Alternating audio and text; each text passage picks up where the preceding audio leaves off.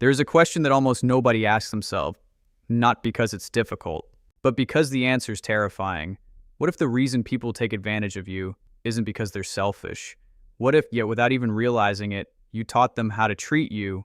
That sounds unfair, maybe even offensive, because you've spent your whole life trying to be kind, trying to be patient, trying to understand everyone, trying to avoid conflict, trying to become the kind of person nobody could ever dislike. So how could kindness possibly become the thing that's hurting you? Here's the strange part. The people who struggle the most with this rarely think they're struggling at all. They don't see themselves as people pleasers. They simply believe they're good people. They say yes because saying no feels cruel. They apologize even when they've done nothing wrong. They smile even when something inside them is breaking, and little by little, they begin disappearing, not physically. Something much quieter than that, they disappear from their own lives, one decision at a time, one compromise at a time, one silence at a time. The frightening thing is this doesn't happen overnight. No one wakes up one morning and decides, I want to abandon myself. It happens so slowly that by the time you notice, you no longer remember who you were before you started living for everyone else. And that's exactly what Carl Jung spent years trying to understand. Not why people wear masks, everyone wears masks. The real question was, what happens when you forget that you're wearing one? Because the most dangerous prison is never the one built around you. It's the one you slowly build inside yourself while believing you're simply being a good person. But before we talk about Carl Jung, there's something even more important you need to notice. Have you ever met someone who would do absolutely anything for the people they love, yet secretly feels invisible? Someone who is always available, always understanding, always sacrificing, yet somehow they're the ones who cry alone, the ones who feel unappreciated, the ones who quietly wonder, why does nobody ever choose me? At first, it seems like bad luck. Maybe they just met the wrong people. Maybe they simply gave too much. But what if the real answer is something almost nobody wants to admit? What if every single time you ignore your own needs, your mind learns a dangerous lesson, a lesson that changes every relationship you'll ever have? Because people don't only learn who you are, they learn what you'll tolerate. And once that lesson is repeated often enough, it becomes your identity. Not because it's true, but because you've performed it thousands of times. That's when kindness quietly transforms into something else. Not generosity, not compassion, fear of disappointing people, fear of rejection, fear of being misunderstood, fear of no longer being needed. And once fear takes control, you're no longer choosing kindness. You're negotiating for love. That is the moment everything changes, because love that must be earned never feels secure. No matter how much you give, it always asks for more. But here's what makes this even more dangerous.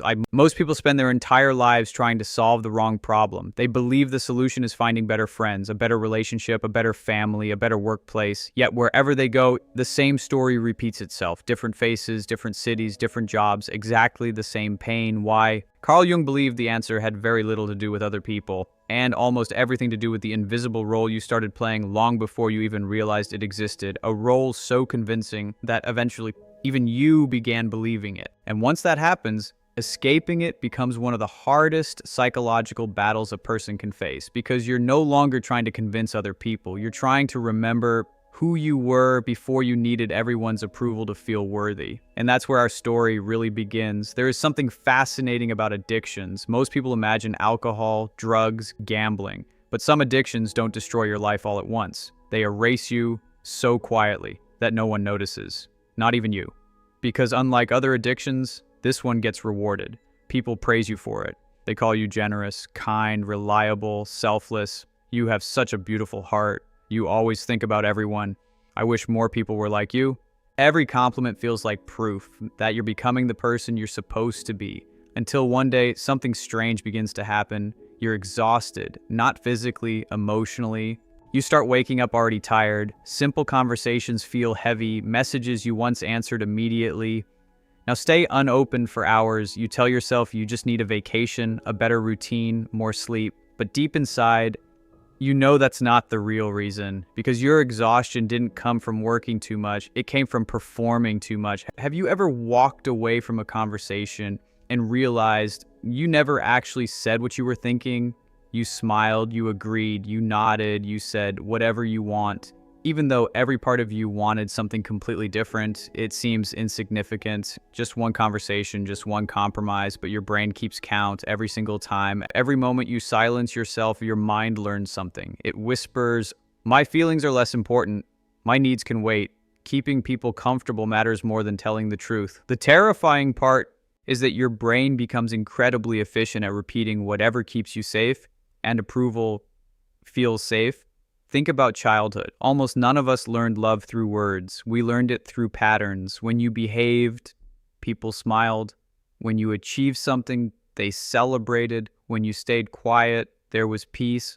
Slowly, without realizing it, your nervous system began collecting evidence. Evidence about what made you accepted. Evidence about what made people pull away. Evidence about which version of yourself seemed lovable and which version felt dangerous. Children don't analyze these experiences, they survive them. If expressing anger created rejection, they learn to hide anger. If saying no caused conflict, they learned to say yes. If being useful brought affection, they became indispensable. At the time, it was brilliant. It protected you. It helped you belong. But here's the problem. Strategies that protect a child often imprison the adult because life changes, people change, relationships change. Yet the survival strategy remains exactly the same. You keep trying to earn safety long after the danger has disappeared, and that's why so many adults feel trapped inside lives they never consciously chose. Not because someone forced them, but because one small habit, repeated over thousands of ordinary days, became an identity. Now here's something almost nobody talks about. Being needed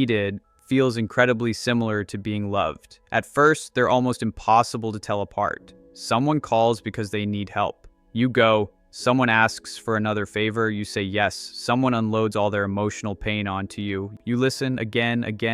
You tell yourself, they trust me. They need me. I matter. But do they love you, or do they simply depend on the version of you that never refuses? There is a painful difference between those two things. One creates connection, the other creates obligation, and obligation has a terrible habit. It grows. Every time you say yes while meaning no, you quietly raise the price of future honesty, because next time saying no feels even harder. Now people expect it. Now it has become who you are. You become trapped by your own reputation. The reliable one, the peaceful one, the understanding one, the one who never complains, the one who can handle everything. Everyone admires this version of you except the person living inside it, because that person is slowly disappearing and almost nobody notices, not because they don't care, because you've spent years convincing everyone, including yourself, that you're perfectly fine. Then one day, something cracks. Maybe it's something small. A forgotten birthday. A message that never gets answered. A friend who only calls when they need something. A partner who assumes you'll always understand. Suddenly, your reaction feels much bigger than the situation itself. You wonder, why am I so hurt? The answer isn't today's disappointment. It's every disappointment you swallowed before this one. Every sentence you never said, every boundary you never set, every truth you convinced yourself wasn't important. Pain doesn't disappear when ignored, it accumulates. Quietly, patiently, waiting for the moment, it can no longer stay hidden. And this is where Carl Jung begins to enter the story. Because Jung believed there is a part of every human being that quietly accepts these sacrifices until one day, it refuses to stay silent. He gave that hidden part a name, the shadow. And what happens when that forgotten part finally begins to speak is far more dangerous than most people could ever imagine. Because the people who seem the kindest on the outside often carry the deepest storms within. Imagine meeting someone who never gets angry, never raises their voice, never argues, never says no. At first, they seem extraordinary, patient, calm, almost impossible to dislike. But spend enough time with them and something begins to feel strange. Not because they're bad, because they don't seem real. It's as if every rough edge has been carefully sanded away, every opinion softened, every disagreement swallowed before it could become a conversation. They've become so agreeable that you no longer know who they actually are. And here's the unsettling question. What happened to every emotion they never expressed? Do they simply disappear? Does anger evaporate? Does disappointment dissolve? Does resentment quietly vanish if we refuse to acknowledge it? Most people live as if the answer were yes. They believe emotions can be buried forever, ignored ignored forever, outgrown forever, but reality has never worked that way. Think about a room in your house. Every single day, instead of throwing things away, you simply hide them in a closet, one box, then another. For a while, everything still looks clean. Visitors compliment how organized your home is. Nothing appears out of place, but behind that closed door, pressure is building. One more box, one more forgotten object, one more thing you promised yourself you'd deal with later. Eventually, you don't open that door anymore. Not because you've solved the problem, because you're afraid of what might fall out. The human mind works in remarkably similar ways. Every emotion you believe is unacceptable gets pushed behind an invisible door, not destroyed, stored. Every time someone crosses your boundaries and you smile anyway, another box. Every time you forgive something that actually wounded you without allowing yourself to process the pain, another box. Every time you tell yourself it's not worth bringing up, another box. For years, nothing seems wrong. You become known as the peaceful one, the mature one, the emotionally stable one. People admire how little seems to affect you. What they don't see is the room you've stopped opening. The strange thing about hidden emotions is that they don't remain quiet forever. They begin changing shape. Sadness becomes numbness, fear becomes anxiety, disappointment becomes bitterness, loneliness becomes emotional exhaustion, and anger becomes something much more dangerous. It becomes silent, because silent anger doesn't scream, it leaks. It appears in sarcasm, in emotional distance, in constant irritation over small things, in feeling strangely exhausted after spending time with certain people, in secretly hoping someone will finally notice how much you're carrying without you having to ask. The tragedy is most people never connect these feelings to the sacrifices they've been making for years. Instead, they think, maybe I'm just stressed. Maybe I'm becoming a negative person. Maybe something is wrong with me. But what if nothing is wrong with you? What if something inside you has simply grown tired of being ignored? Carl Jung believed every human being carries an invisible companion. Not someone evil, not some monster hiding beneath the surface, something far more human. Everything you decided you were not allowed to be. Your anger, your ambition, your jealousy, your confidence, your selfishness, even your ability to say no. None of these parts disappear simply because you reject them. They wait quietly, patiently, like actors standing behind a curtain, waiting for the moment they're finally called onto the stage. Jung called this hidden world the shadow, and despite everything people say about it, the shadow isn't your enemy. Ignoring it is, because whatever remains unconscious doesn't stop influencing your life. It simply begins making decisions without your permission. Have you ever agreed to something and immediately regretted it? Have you ever exploded over something ridiculously small and wondered where that reaction came from? Have you ever felt irrational jealousy towards someone who had done absolutely nothing to you? Those moments rarely begin in the present. They're echoes, old emotions, looking for an exit. And here's where almost everyone makes the biggest mistake. They spend years trying to become a better person when what they actually need is to become a more honest one. Because pretending you never feel anger doesn't make you peaceful. Pretending you never feel envy doesn't make you pure. Pretending you never want recognition doesn't make you humble. It only makes those desires invisible, and invisible things are much harder to control. Imagine driving a car while refusing to look at half the dashboard. The warning lights don't disappear. You simply stop seeing them. Eventually, the engine fails, not because there were no signs, because you convinced yourself looking away was the same as solving the problem. The human mind works exactly like that. The emotions you refuse to acknowledge don't become weaker. They become deeper, more automatic, more difficult to recognize, until one day they begin living your life for you. And if that sounds frightening, what comes next is even more unsettling, because Jung believed there is one mask, one psychological performance that feeds the shadow more than any other. Ironically, it's the very mask the world celebrates, the mask of the endlessly nice person. There is a strange contradiction hiding in modern life. The qualities that earn the most admiration often become the very things that quietly destroy a person. Think about it. Who receives the most praise? The one who never complains. The one who is always available. The one who can handle everything.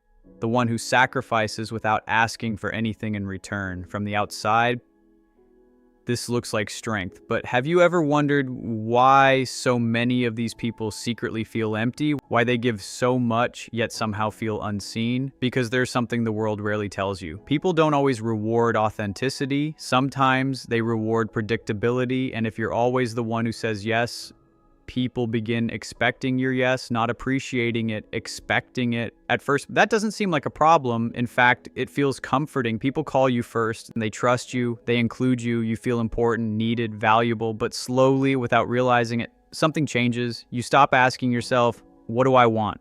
And start asking, now what do they expect from me? That single shift changes everything, because from that moment on, you're no longer making decisions. You're managing expectations. Imagine an actor who performs the same role every single day. The audience applauds, critics celebrate, everyone loves the character. Year after year, the performance becomes more convincing until one day someone asks a simple question. Who are you when the show ends?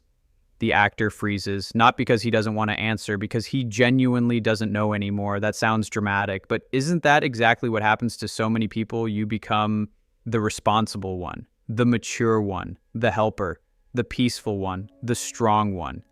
At first, these are descriptions. Eventually, they become cages, because now you don't feel free to be anything else. What happens if the strong one admits they're overwhelmed? What happens if the peaceful one finally gets angry? What happens if the helper says, I can't? Suddenly, it feels like your entire identity is at risk, so you keep performing. Even when you're exhausted, even when you're hurting, even when something inside you is begging for rest. And here's what makes this performance so dangerous. The longer you play a role, the more everyone believes it's the real you, including yourself. That's why change feels so terrifying. It isn't just changing your behavior, it feels like destroying your identity. You tell yourself, if I stop doing this, people won't recognize me anymore. Maybe they won't, but here's the question almost nobody asks. Do they recognize you now? Or do they only recognize the version of you that makes their lives easier? There's an enormous difference. One is love. The other is convenience. Convenience smiles at you. Convenience thanks you. Convenience says you're amazing, but convenience disappears in the moment you stop being useful. Have you ever noticed how quickly some relationships change the first time you set a boundary, the first time you say, I can't, I disagree, not this time? Suddenly, the person who once called you kind calls you selfish. The person who admired your generosity questions your loyalty. The person who said they loved you would seem strangely uncomfortable with the real you. It's confusing, painful, sometimes even heartbreaking, because it makes you wonder, have I changed? Maybe, but maybe something else happened. Maybe for the first time, they're meeting someone they had never actually met before, the real you, not the performance, not the role, not the carefully edited version that always knew the right thing to say. And that moment is terrifying.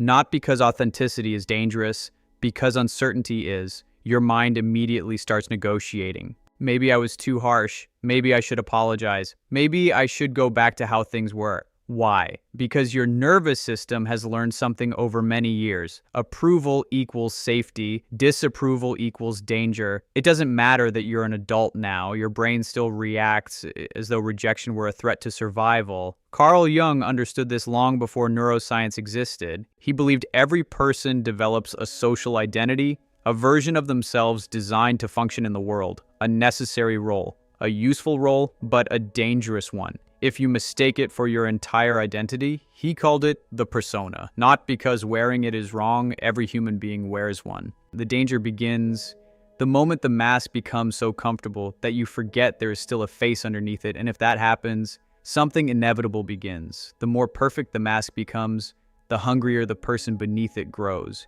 Because no mask, no matter how beautiful, has ever been capable of receiving love. Only the person behind it can. And the question that changes everything is this. If people only love the version of you that is always agreeable, have they ever truly loved you at all? Imagine receiving a message from someone you don't want to see. You're exhausted. You've had a long week. All you want always is one quiet evening. You look at the screen, your first thought is simple. I don't have the energy, but almost immediately another voice interrupts. They'll be disappointed. They'll think you're rude. Maybe they'll stop inviting you. Maybe they'll think you've changed. So instead, you type the same answer you've typed 100 times before. Of course, I'd love to. And the moment you hit send, something strange happens. They feel relieved. You feel heavier. Why? Because your body knows what your mind refuses to admit. You didn't choose, you surrendered. Most people believe the hardest word in any language is no. It isn't. The hardest part is surviving what comes after it. The silence, the awkwardness, the possibility that someone might not understand you. For many people, that feels unbearable. Not because they're weak, because somewhere in their past,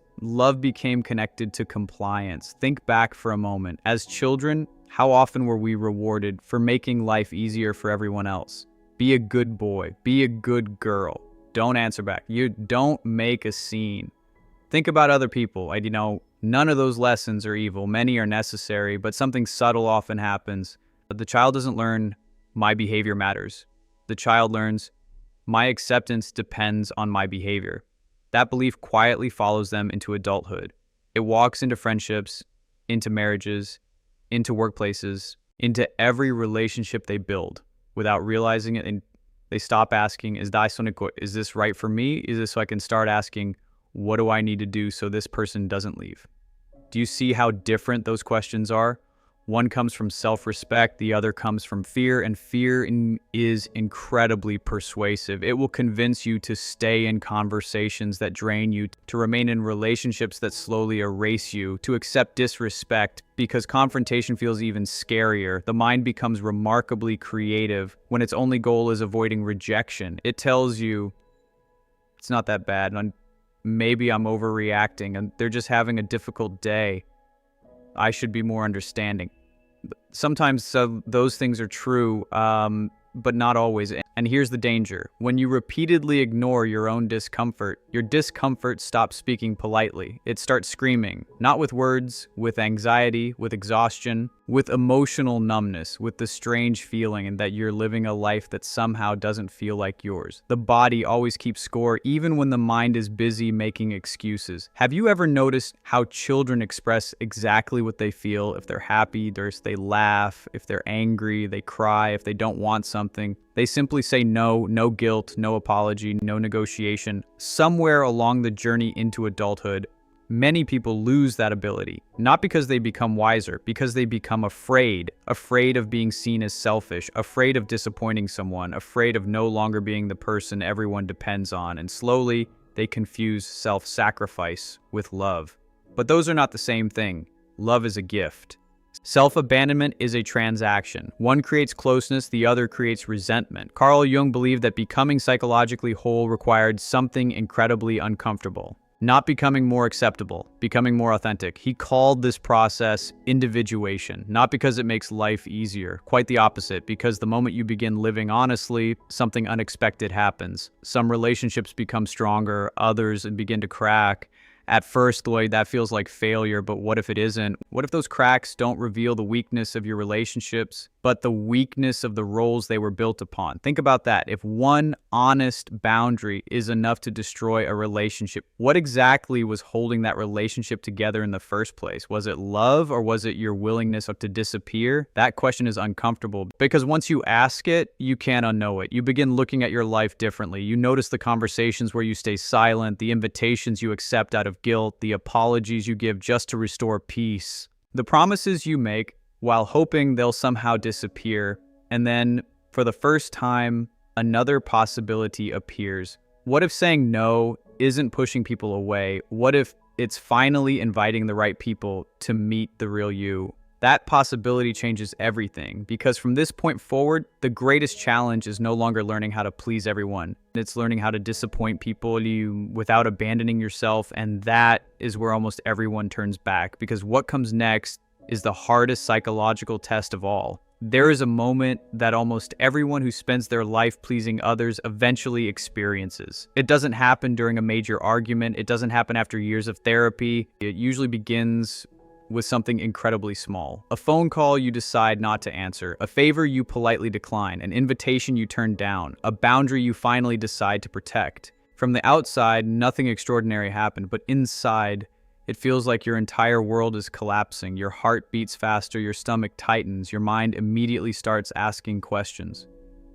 Did I do the right thing? Should I send another message? Maybe I sounded rude. Maybe I should explain myself. It's amazing how quickly the mind begins searching for ways to erase its own honesty. Not because honesty feels wrong, because honesty feels unfamiliar. For years, your nervous system learned that peace came from agreement. Now, for the first time, you're choosing yourself, and your brain interprets that choice as danger. This is why so many people never change, not because they don't know what to do. Deep down, they already know. They know which relationship drains them. They know which conversations leave them exhausted. They know exactly where their boundaries should exist. Knowledge has never been the problem. Fear is because changing your behavior changes the story other people have been telling themselves about you. Think about someone who has always seen you as endlessly available. One day, you simply say, "I'm sorry, I can't." To you, it's a healthy boundary. To them, it feels like you've become a different person, not because you changed overnight, because the version of you they knew was built around unlimited access.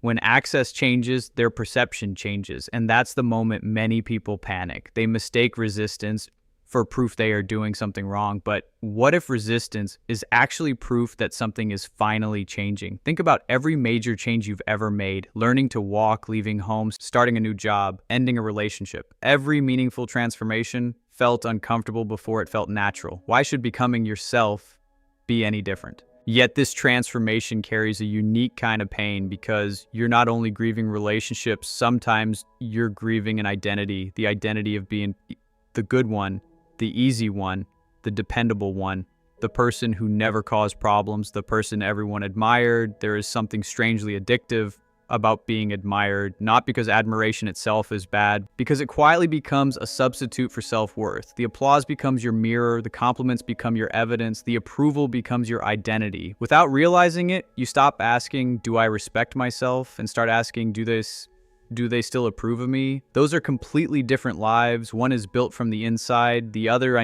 can disappear overnight. Imagine building a house on someone else's land.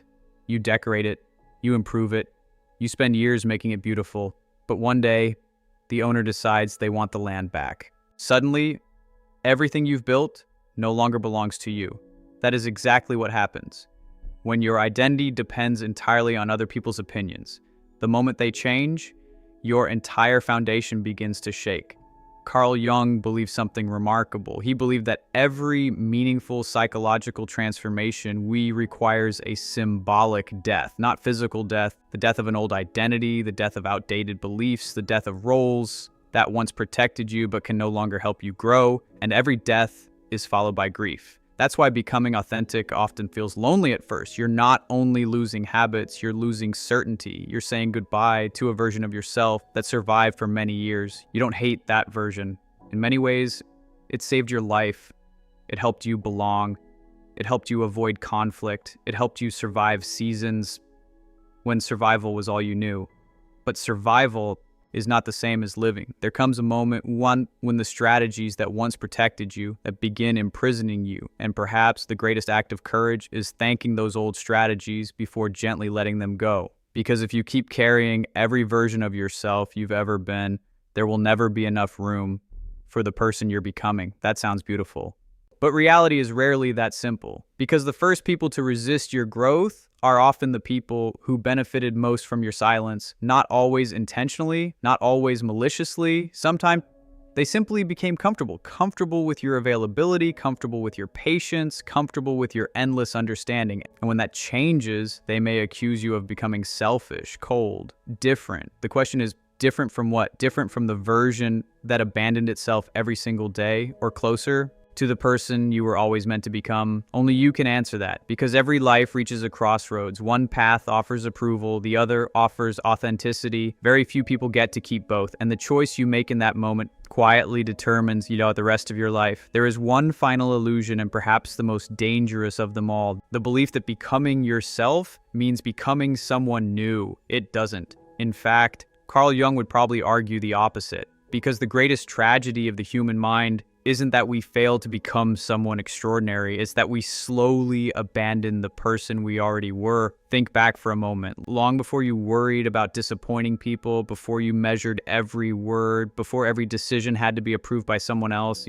there was a version of you that existed naturally, curious, alive, unfiltered. You laughed without wondering who was watching. You cried without apologizing. You spoke before calculating how your words might be received. You weren't fearless, you were simply whole. Then life happened. School taught you what was acceptable. Family taught you what was expected. Relationships taught you what kept people close.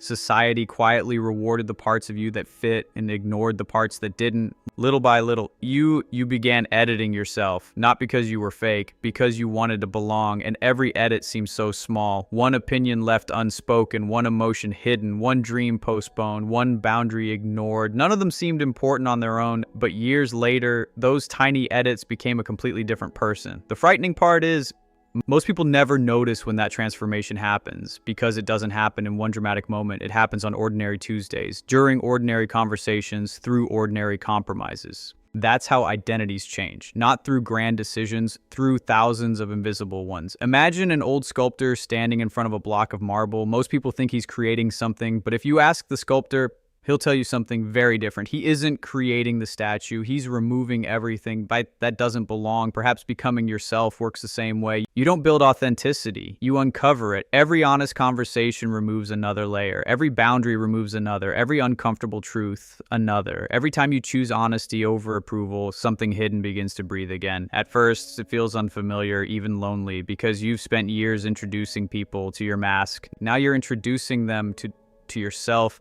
Some will be confused, some will resist, some won't understand, and perhaps that is exactly how it should be. Because a life where everyone approves of you usually means no one truly knows you. Real relationships begin where performance ends. Think about the people who know you best, not the ones who admire you, the ones who actually know you, the people you've cried in front of, the people who've seen your imperfections, the people who stayed after discovering you weren't perfect. Notice something. Those relationships didn't become stronger, because you performed better. They became stronger because you stopped performing. That is the paradox. The very thing you feared would make people leave is often the same thing that allows genuine love to exist. Because love cannot attach itself to a performance forever. Eventually, every mask becomes exhausting for the one wearing it and for the one looking at it. Carl Jung once wrote, "The privilege of a lifetime is to become who you truly are." Notice he didn't say the achievement, the reward, the destination. He called it a privilege. Because very few people ever allow themselves that experience. Most remain loyal